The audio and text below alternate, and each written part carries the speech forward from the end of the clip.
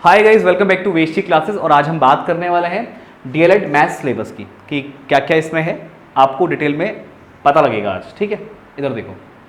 तो यहाँ पे आप देख सकते हो, मैंने टॉपिक यहाँ पे डिफाइन किए हुए हैं। एवरेज है, ratio and proportion, permutation and combination, bar graph and pie chart, number system. ठीक है, अगर मैं एवरेज की बात करूँ तो इसमें बेसिक सा फॉर्मूला होता है sum of all observation divided by total number of observation, या फिर हिंदी में बोलें तो सभी प्रेक्षणों का योग बट्टे में प्रेक्षणों की कुल संख्या।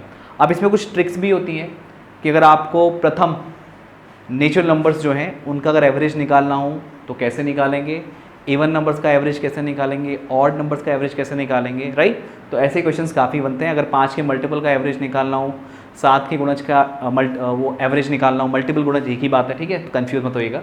तो यहाँ पे काफ़ी क्वेश्चंस ऐसे पूछे जाते हैं। अगर मैं रेशियो एंड प्रोपोर्शन की बात करूँ तो यहाँ से भी क्वेश्चंस बनते हैं। तो इसमें काफ़ी बेसिक क्वेश्चन भी बनते हैं और कभी कभार कुछ लेंथी क्वेश्चन भी बन जाते हैं।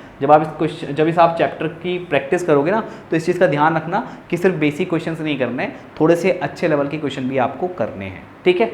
लेकिन ध्यान रखना जो मेरिट है, मेरिट काफ़ी हाई जाती है, तो आपको थोड़ा प्रैक्टिस ढंग से करनी पड़ेगी, ठीक है। सीट्स काफ़ी कम है, इस चीज़ का ध्यान रखिएगा।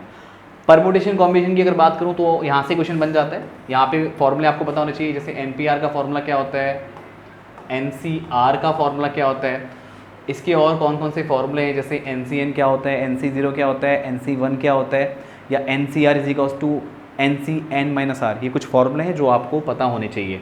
परमुटेशन का मतलब होता है अरेंजमेंट और कॉम्बिनेशन का मतलब होता है सिलेक्शन, ठीक है। ये बेसिक डिफरेंस है इसमें, ये आपको पता होना चाहिए। बार ग्राफ पे क्वेश्चन बन जाता है, ठीक है। पाई चार्ट एक गोल सा चार्ट होता है, उसमें डिग्री में आप खेलते हो कि भाई इसका इतना 45 डिग्री में इतना पोर्शन है, 60 डिग्री में कुछ ये पोर्शन आ रहे हैं कि भाई इतने लोग शिक्षित हैं, इतने अपने काम में कुछ अलग जो भी इनका स्किल है उसमें परफेक्ट हैं। तो ऐसे क्वेश्चन पाई चार्ट में बनते हैं, तो ये भी पूछा जाता है, ठीक है। नंबर सिस्टम में आपका जो रूल्स ऑफ डिविजिबिलिटी है वो आपको पता होना चाहिए। और अगर किसी नंबर की पावर आपको दे दी जाए तो आपसे पूछ लिया जाता है कि इसके यूनिट प्लेस पे क्या आएगा। काफ़ी डिटेल चीज़ें भी हैं इसमें जो आपको ढंग से करनी है। आगे बढ़ते हैं। अब यहाँ पे देखिए प्रोबेबिलिटी, इस पे क्वेश्चन बनते हैं, ठीक है।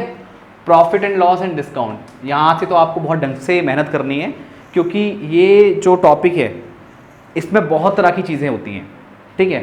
प्रॉफिट एंड लॉस में कई फॉर्मूले होते हैं, ठीक है। फॉर्मूले भी आपको अपनी बेसिक अप्रोच के साथ ही लेके चलने हैं, क्योंकि बहुत सारे फॉर्मूले आप याद नहीं कर सकते। अगर आपको पहले से याद है तो वेल एंड गुड, जिसको नहीं याद है तो प्लीज़ बेसिक तरीके से समझते हुए चलना। इसमें परसेंटेज का काफ़ी रोल होता है, जिसको परसेंटेज थोड़ा सा ढंग से क्लियर है ना तो प्रॉफिट एंड लॉस के क्वेश्चन बहुत आराम से कर लेगा। इसी में एक नया टॉपिक और आ जाता है, प्रॉफिट एंड लॉस तो पता ही है आपको, साथ में डिस्काउंट। जब आपको बट्टा दिया जाता है तो उससे किस तरह से आप प्रॉफिट एंड लॉस के क्वेश्चन सॉल्व करेंगे। मतलब डिस्काउंट, पहले मान लो कोई मार्क प्राइस आपको दिया है, मार्क प्राइस में डिस्काउंट मिलने के बाद फिर प्रॉफिट एंड लॉस आपका लगता है उसमें, ठीक है। क्योंकि यहाँ पे सेलिंग प्राइस, कॉस्ट प्राइस तो आप जानते हैं कि इतने का खरीदा इतने का बेचा, तो प्रॉफिट निकालो या लॉस निकालो। लेकिन कोई चीज़ पे कोई प्राइस मार्क कर रखा है, फिर उस पर डिस्काउंट देने के बाद फिर आप सेल कर रहे हो, तो ये चीज़ इसमें एक्स्ट्रा जुड़ जाती है। तो यहाँ पे इसको आपको बहुत ढंग से कवर करना है। अगली अगर बात करूँ मैं LCM और SCF की, तो इस पर काफ़ी बेसिक क्वेश्चंस बनते हैं और इसमें एक दो फॉर्मूले हैं जो आपको पता होने चाहिए, जैसे कि 2 नंबर का जो LCM होता है इनटू में 2 नंबर का SCF = उन 2 नंबर के प्रोडक्ट के इक्वल। तो यहाँ से क्वेश्चन बनते हैं, ठीक है। और कुछ इसमें रेशियो एंड प्रोपोर्शन का पार्ट भी दे दिया जाता है कि ये 2 नंबर इस रेशियो में है तो इनका SCF बताओ या फिर इनका LCM बताओ। तो यहाँ से ये चीज़ें पूछी जाती हैं। शर्ट्स एंड इंडिसेस में आपको बेसिक चीज़ें पता होनी चाहिए कि जो उसके फॉर्मूले हैं a⁴m इंटू a⁴n क्या बनता है, a⁴m+1, ऐसे डिवाइड का क्या फॉर्मूला है, ये a⁴m की होल पावर n है तो वो कैसे सॉल्व होगा। तो ये बेसिक चीज़ें आपकी इस वाले चैप्टर में है, मतलब इसको भी ढंग से करना है। और यहाँ पे एक चीज़ मैं आपको बता दूँ कि जितना आपको पावर पता होंगी, जैसे मैंने कहा था आपको क्यूब एंड क्यूब रूट याद कर लेना, स्क्वायर एंड स्क्वायर रूट याद कर लेना, 30 तक के स्क्वायर एंड स्क्वायर रूट याद कर लो और 20 तक के at least cube and cube root याद कर लो। तो ये आपको पता होने चाहिए, ठीक है। एरिया एंड वॉल्यूम, तो यहाँ पे जैसे आपका क्यूबॉइड हो गया, ठीक है, तो उसका एरिया, उसका वॉल्यूम और भी इसमें थोड़ी सी ढंग की चीज़ें बन जाती हैं। तो आप थोड़ा सा ढंग से इसको करना, ठीक है, जिसमें आपका सिलेंडर भी आ जाता है। लेकिन ज़्यादातर जो चांसेस है कि आपसे क्यूब और क्यूबॉइड वाली चीज़ें पूछेगा, सिलेंडर वगैरह भी आई थिंक, क्योंकि ना इसका डिटेल सिलेबस नहीं है, मैं आपको बता रहा हूँ, तो ये चीज़ें भी आपको करते हुए चलनी है। शंकु हो गया, आपका सिलेंडर हो गया, थोड़ा सा इसके बारे में आपको नॉलेज होना चाहिए, इसके क्वेश्चन भी आप प्रैक्टिस कर लेना। तो फॉर्मूले में कमांड होगा तो सीधे वहाँ पेपर में अप्लाई करना है, आराम से आंसर निकाल सकते हो। ठीक है, आगे बढ़ते हैं। अब इसे देखो, यहाँ पे परसेंटेज, तो मैंने अभी आपको कुछ देर पहले बताया था कि अगर आपका प्रॉफिट एंड लॉस ढंग से नहीं है, मतलब आपका कहीं ना कहीं परसेंटेज वीक है, तो इसके जितने टाइप के क्वेश्चन आप प्रैक्टिस कर पाओ उतना आपके लिए अच्छा है। ठीक है, क्योंकि ये बेसिक से लेके थोड़ा एडवांस तक जाता है। जब आप क्वेश्चंस प्रैक्टिस करोगे, जो भी आप बुक लेते हो, ठीक है, जो भी आप बुक लेते हो, तो उससे जब क्वेश्चन प्रैक्टिस करोगे, स्टार्टिंग के क्वेश्चन काफ़ी ईजी होते हैं, बाद में थोड़ा सा घुमा फिरा के क्वेश्चन पूछे जाते हैं। तो अगर ये अच्छा हो गया आपका, तो प्रॉफिट एंड लॉस भी काफ़ी अच्छा हो जाएगा। मीन, मोड, मीडियन, ये स्टैटिस्टिक्स का पार्ट है जिसमें थोड़ा सा आपको मेहनत करनी पड़ती है। ठीक है, अब मीन है, मीन और एवरेज जनरली क्या होता है, सेम ही होता है, sum of all observation divided by total number of observation. Mean आपका ऐसा निकलता है, और जो मोड है, जो जितनी बार रिपीट होगा उतना, मतलब जो नंबर जितनी बार रिपीट होता है वो मोड कहलाता है। जैसे मान लो एक नंबर 52 है, आपके पास एक रैंडम डाटा है, उसमें 52 5-6 बार आ गया, बाकी जो नंबर है वो 3 बार 2 बार इस तरह से, तो जो सबसे ज़्यादा रिपीट होगा वो नंबर क्या होता है, मोड होता है। ऐसी मीडियन, मीडियन भी आपको निकालना आना चाहिए। सबसे पहले डाटा को अरेंज करना, कोई रैंडम डाटा है उसको अरेंज करना पड़ेगा, फिर वो डाटा इवन है या ऑड है, इवन है तो अलग फार्मूला, ऑड है तो अलग फार्मूला, तो ये आपको पता होना चाहिए। और टाइप्स ऑफ डाटा का भी नॉलेज आपको होना चाहिए कि रैंडम डाटा है या फिर आपका डिस्क्रीट है या ग्रुप्ड है, तो उसमें हर एक में फॉर्मूले अलग अलग लगते हैं। ठीक है, होता मीन का तो बेसिक फार्मूला है, लेकिन उसको जब आप 3 तरह के डाटा में डिवाइड कर देते हैं तो फिर फार्मूला थोड़ा चेंज हो जाता है, लेकिन बेसिक फार्मूला सेम है, सेम वही है कि जितने प्रेक्षण है सबको जोड़ो और डिवाइड कर दो, किससे, जो आपका नंबर ऑफ जितने भी कहें क्वांटिटी है, जैसे सभी प्रेक्षणों का योग डिवाइड बाय प्रेक्षणों की कुल संख्या। अब बात करें, हाँ, अगला है आपका प्रॉब्लम ऑन एजेस।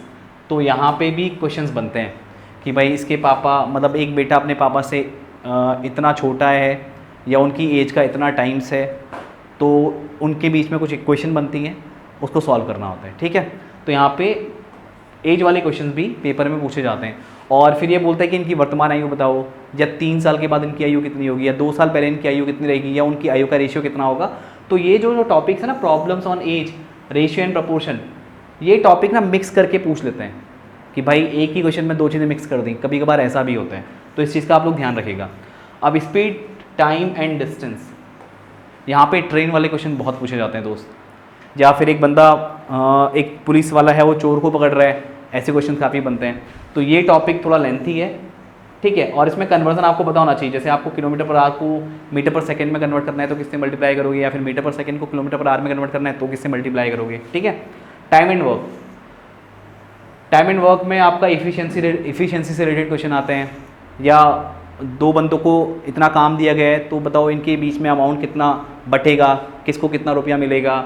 या अगर एक बंदा एक काम को 10 दिन में कर रहा है, दूसरा बंदा एक काम को 20 दिन में कर रहा है, दोनों बंदे अगर उसको साथ में मिलकर करें तो वो कितने दिन में काम को फिनिश कर लेंगे। या 3 बंदों को साथ में लेकर के काम वाले क्वेश्चन पूछ लिए जाते हैं। तो ये टॉपिक भी काफ़ी इंटरेस्टिंग है, काफ़ी मज़ेदार भी है। तो लेकिन वही है ना कि टाइम आपका मांगता है ये टॉपिक, ऐसा नहीं कि एक दिन में आप बहुत सारी चीज़ें कर सकते हो।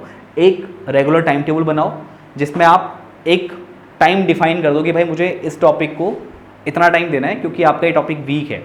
और जिसमें लगता है कि आपका ये टॉपिक स्ट्रांग है तो उसमें अगर कम भी टाइम दोगे तब भी चल जाएगा। लेकिन ध्यान रखना, पेपर में सीट्स काफ़ी कम है, मेरिट हाई जाने वाली है। ऐसा मत सोचना कि थोड़े बहुत से काम चल जाएगा, पढ़ना ढंग से पड़ेगा। ठीक है, आगे बढ़ते हैं। अब इसे देखिए, अगला आपका आता है पाइप एंड सिस्टम। ठीक है, pipe and system, pipe and system या फिर मैं कहूँ टाइम एंड वर्क, ये उसी का पार्ट है। भाई किसी ने टंकी भरी, दूसरे नीचे टंकी को फोड़ के टंकी खाली हो रही है, तो इसमें माइनस वाला टर्म भी आ जाता है कि भाई एक नल भर रहा है, दूसरा नल खाली कर रहा है, तो बताओ कितनी देर में पूरी टंकी भर जाएगी। तो एक से तो भर रही है, एक से खाली हो रही है, तो उसमें माइनस लग के भी फॉर्मूले बनते हैं। तो इस चीज़ का ध्यान रखना। लेकिन कॉन्सेप्ट इसका कैसा है, वही टाइम एंड वर्क जैसा है। बॉड मास, भाई इससे तो काफ़ी क्वेश्चन बनते ही बनते हैं। वी बॉड मास समझ लो इसको यार, इसमें आगे वी और लगा लो। ठीक है, वी फॉर विनकुलम, विनकुलम मतलब जिसके ऊपर बार लगा होता है। फिर ब्रैकेट्स हो गए 3 टाइप के, फिर ओ फॉर ऑफ हो गया, D division, multiplication, addition and subtraction. ठीक है, तो इसमें जितना प्रैक्टिस करो उतना अच्छा है, क्योंकि छोटी छोटी गलती हो जाती है इसमें। सिंपल एंड कंपाउंड इस पे क्वेश्चन पूछे जाते हैं। ठीक है, इस पे शॉर्ट ट्रिक्स भी हैं, लेकिन मैं चाहूँगा कि आप शॉर्ट ट्रिक याद ना करें, याद तभी करें जब आपकी कमांड अच्छे से हो जाए। अगर कमांड नहीं है तो बेसिक तरीके से करना, भले ही 10 सेकंड ज़्यादा लग जाए, क्योंकि अगर जरा सा भी फॉर्मूला आपने गलत लगाया तो आंसर गलत आएगा आपका, इस चीज़ का ध्यान रखना। और अगर कमांड हो जाए फॉर्मूले पे, मतलब शॉर्ट ट्रिक पे, फॉर्मूला तो खैर आपको करना ही करना है, और शॉर्ट ट्रिक पे अगर कमांड हो जाए तो और अच्छा है। लेकिन ध्यान रखना सिंपल एंड कंपाउंड इंटरेस्ट में आपको cube and cube root, square and square root बिल्कुल चाहिए। अगर ये नहीं है तो टाइम लगने वाला है और टाइम वेस्ट भी होने वाला है, वरना फिर शॉर्ट ट्रिक आपको चाहिए। शॉर्ट ट्रिक के लिए अगर याद रही तो बहुत अच्छा है, नहीं याद रही तो फिर फंसोगे। तो बेटर ये है कि क्यूब एंड क्यूब रूट और स्क्वायर एंड स्क्वायर रूट पे कमांड लेके आ जाना, ठीक है। अगला है पार्टनरशिप, कि भाई 2-3 बंदे पैसा इकट्ठा करके किसी काम को खोलते हैं, भाई किसी के पास कम पैसा है, किसी के पास ज़्यादा है, तो अपने हिसाब से वो पार्टनरशिप करता है कि भाई चल मेरा हिस्सा इतना है, तेरा हिस्सा इतना है, तो जब हम कमाएंगे तो उस तरह से हम प्रॉफिट को डिवाइड कर लेंगे। तो इस पे क्वेश्चन बनते हैं, काफ़ी अच्छा चैप्टर है, ठीक है। तो इस पे क्वेश्चन आने के चांसेस ज़्यादा हैं। लाइन्स एंड एंगल, वही लाइन्स एंड एंगल, वही जैसे 2 पैरेलल लाइन हैं, उनको एक तिर्यक रेखा काट रही है, ठीक है, यानी ट्रांसवर्सल लाइन काट रही है, तो भाई उसमें आपके वर्टिकली अपोजिट एंगल बनते हैं, आपका ऑल्टरनेट इंटीरियर एंगल बनते हैं, एकांतर कोण, अंतः एकांतर और बाहरी एकांतर वाले, यानी ऑल्टरनेट एक्सटीरियर करस्पॉन्डिंग एंगल्स, संगत कोण जिनको बोला जाता है, या angle on same side of transversal, इस तरह से होता नहीं आपका, ये angle on same side of transversal है, तो इनका सम 180 होता है। लीनियर पेयर बनते हैं, जैसे ये और ये आपका लीनियर पेयर बन गया, तो यहाँ से क्वेश्चंस काफ़ी पूछे जाते हैं। और एंगल्स वाले क्वेश्चन भी बनते हैं कि भाई एक ट्राइंगल है या फिर कोई पॉलीगन है, तो इसमें ये वाला एंगल निकालो, या आपके 2 फॉर्मूले बहुत काम के इसमें पॉलीगन को लेके अगर मैं बात करूँ, sum of all interior angle of a polygon is what, n-2 into 180, और सभी sum of all exterior angle of a polygon वो 360 होता है। तो ये चीज़ें भी इसी में आप लेके आ जाओ, हालांकि ये पॉलीगन का पार्ट है, लेकिन एक तरह से समझ लो कि वो भी आपसे पूछा जा सकता है। ट्राइंगल में तो बताइए आपको एंगल सम प्रॉपर्टी से आपका 180 होता है, इसमें काफ़ी डिफरेंट टाइप की आपको फिगर दे करके एंगल निकालने को बोल सकता है, जो आपको पता होना चाहिए, ठीक है। आगे बढ़ते हैं। अब इसे देखो, पेरीमीटर एंड एरिया, भाई ये तो बेसिक चीज़ है यार, ये तो बहुत आराम से आप कर लोगे। ये जनरली 2D फिगर की बात कर रहे हैं, तो उसमें पेरीमीटर एरिया आपसे पूछा जाता है, और कुछ आपको ट्रिक पता होनी चाहिए। जैसे स्क्वायर है आपका, स्क्वायर की साइड अगर 5 है तो उसका जो डायगोनल है वो 5√2 होगा, ठीक है। और अगर आपको किसी स्क्वायर का डायगोनल दिया है तो आपसे साइड पूछ लेगा, तो भाई सीधे आप फॉर्मूला a√2 से रिलेट करना, किसी भी स्क्वायर का डायगोनल जो होता है वो साइड इंटू √2 होता है। तो अगर आपको डायगोनल पता है तो उसकी जो साइड है वो आपका क्या हो जाएगी, मतलब जो उसका a वाला पार्ट है जिसमें रूट नहीं है वो आपकी स्क्वायर की साइड हो जाएगी। अगर आपसे एरिया पूछता है तो भाई उसका a को पकड़ना, a का स्क्वायर कर देना। थोड़ा सा घुमा फिरा के क्वेश्चन पूछे जाते हैं, ठीक है, इस चीज़ का ध्यान रखना। रेशनलाइजेशन, तो यहाँ पे वही जैसे आपको 1/2 - √3 दिया है, इसको रेशनलाइज करो, सिंप्लीफाई करो, इसका आंसर क्या आएगा, ठीक है। तो मतलब क्या करोगे, इसमें जो साइन है माइनस है, इसमें प्लस लेकर के ऊपर नीचे मल्टीप्लाई कर दोगे। तो ये बेसिक सी चीज़ है जो आप ऑलरेडी कर चुके हैं, ठीक है।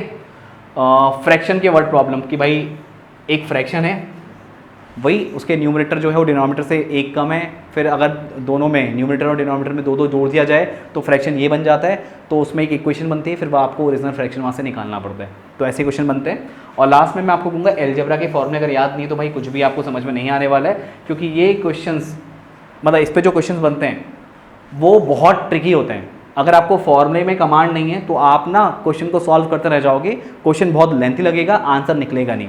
तो फॉर्मूले सारे पता होने चाहिए दोस्त, a+b का होल स्क्वायर, a-b का होल स्क्वायर, a+b+c का whole square, a³ + b³ + c³ - 3abc, इसके क्या फॉर्मूले बनते हैं, इसमें 3 वैरायटी होती है इस फॉर्मूले की भी, तो सब पता होना चाहिए। अगर a+b+c 0 के इक्वल हो गया तो आपका a³ + b³ + c³ = 3abc के इक्वल हो जाएगा। तो ये चीज़ें यहाँ पे बहुत सारी हैं एलजेब्रा में, तो जितना ज़्यादा आप फॉर्मूला प्रैक्टिस करेंगे, जितना ज़्यादा फॉर्मूला आपको याद रहेंगे, उतना क्वेश्चन के सॉल्व होने की पॉसिबिलिटी ज़्यादा होती है, ठीक है। तो आई होप गाइस ये सारी चीज़ें आपको समझ में आ गई होंगी। और अगर मैं बुक्स की बात करूँ तो आप देखो अरिहंत की बुक, ये आपको दिखा दूं मैं, अगर आप लोगों ने देखी हो, आई होप आप लोग अगर तैयारी कर रहे हैं तो आपके पास ये बुक होंगी, ये बुक हो सकती है आपके पास, या ये वाली बुक हो सकती है, कोई भी एक बुक पकड़ लो, आपको सिर्फ क्वेश्चंस देखने हैं। मैं अगर मैथ्स की और रीजनिंग की बात करूं तो ये आपके लिए 2 बेस्ट बुक हैं, इसके सिमिलर जहां भी आपको क्वेश्चन मिल जाए किसी बुक में तो आप वहां से प्रैक्टिस कर सकते हो। और एक अच्छा खासा आपको आइडिया लेना है तो प्रीवियस के क्वेश्चन पेपर उठा लो, वहां से आपको एग्जैक्ट आइडिया मिल जाएगा कि किस तरह के पेपर में क्वेश्चन पूछे जाते हैं। टाइम कम होता है, ज़्यादा से ज़्यादा क्वेश्चन सॉल्व करने होते हैं। अच्छी बात ये नेगेटिव मार्किंग नहीं है, लेकिन अगर क्वेश्चन ज़्यादा गलत हो गए तब भी आपके मार्क्स कम ही होने हैं, मेरिट हाई जा रहा है, सीट्स कम है, इस चीज़ का ध्यान रखना। तो आई होप गाइस काफ़ी आपको हेल्प मिली होगी इससे।